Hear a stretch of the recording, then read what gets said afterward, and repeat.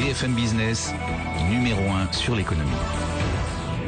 Mieux faire connaître la France à nos amis américains en leur montrant des aspects de notre pays qu'ils ne connaissent pas forcément, comme par exemple la haute technologie. C'est aussi le but du salon Taste of France. Jean-Paul Ebanga, bonjour. Bonjour. Alors, vous êtes le patron de CFM, c'est la filiale de Safran, une filiale de Safran ici aux États-Unis, la joint venture avec GE pour la fabrication des moteurs de Boeing et d'Airbus. Tout à fait. Vous êtes présent au salon Taste of France ce samedi et ce dimanche. Vous êtes même l'un des plus gros exposants. Quel est l'intérêt pour vous d'associer votre nom à cette manifestation ? Mais je pense qu'il y a une communauté d'intérêt entre Taste of France et l'objectif de cette exposition et Safran, et ce que Safran fait dans le monde.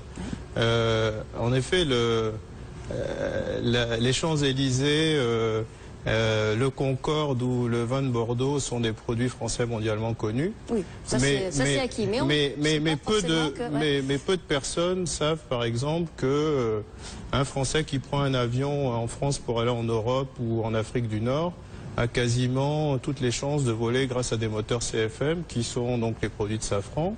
Ou ici aux États-Unis, peu d'Américains savent que dans 42 États, les permis de conduire, qui sont les pièces d'identité ici, sont produites grâce à des technologies de Safran. Ah oui, effectivement. Alors ça, j'imagine que personne ne le sait. Alors c'est un bon moyen donc pour vous de mettre votre nom en avant, ce nom français qu'on ne connaît peut-être pas donc forcément ici aux États-Unis. Pourtant, il y a une grosse présence aux États-Unis. Vous êtes, je crois, le groupe Safran à 6500 employés. Ah oui, tout à fait. Safran est présent aux États-Unis depuis plus de 40 ans. Ouais.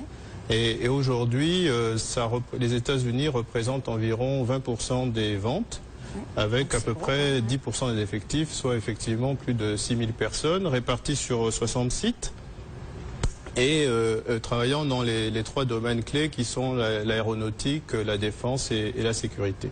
Ouais, donc des produits qu'on utilise tous les jours ici du côté des Américains comme pour les Français. Donc c'est vraiment ça le but pour vous d'être présent. Donc vous avez quoi? Vous avez des gros moteurs en exposition. On a des moteurs et puis on a des produits dans le domaine de la sécurité.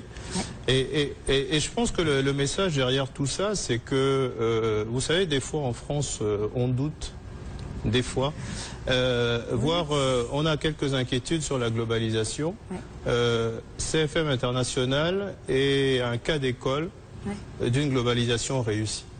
Puisque dans les années 70, les dirigeants de SNECMA de l'époque n'ont pas eu de doute et ont mis les meilleures technologies françaises, ont marié les meilleures technologies françaises avec les meilleures technologies américaines et ont créé un champion du monde.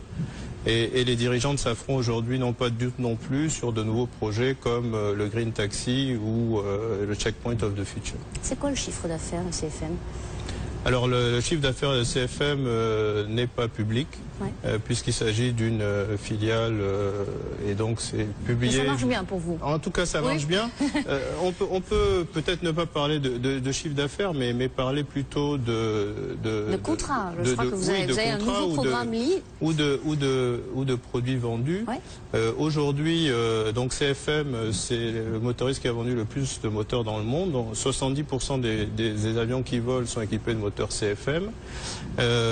On a produit 25 000, livré 25 000 moteurs aujourd'hui et notre carnet de commandes est encore de plus de 10 000 moteurs.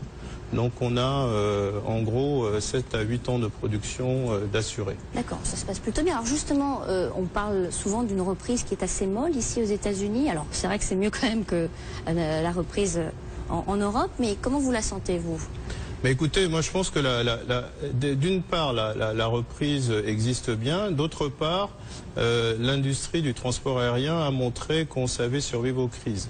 En gros, au cours des 15 dernières années, le trafic aérien a doublé. Oui. Et ce que l'on prévoit, c'est que le trafic aérien double pendant les 15 prochaines années. Et pourtant, pendant ces 15 années, on n'a pas été à l'abri de crises, qu'elles soient des crises financières, des crises, des épidémies, des guerres. Et on a réussi, malgré tout ça, à faire croître cette activité à un rythme de à peu près 4,7% annuel. Et lorsqu'on regarde comment l'horizon à 20 ans, En gros, on a encore 20 000 avions et donc 40 000 moteurs à produire sur notre segment de marché. Donc le marché existe bien. Devant vous. Hein. Voilà. Alors, pour en revenir à Taste of France, c'est donc ce samedi et ce dimanche, si vous êtes dans les parages, vous avez en exposition, je crois, des moteurs. Voilà, dont le moteur LEAP qui est le nouveau... Ça, c'est le nouveau fleuron. Voilà, ouais. le CFM56 a été le premier moteur et la première famille de moteurs de CFM et c'est ce qui nous a permis d'établir notre position de leader mondial. Et le LEAP est le nouveau moteur qu'on est en train de développer qui sortira sur le marché. Il y a eu des phases de test récemment, je crois, non? Exactement. Et là, il est en test.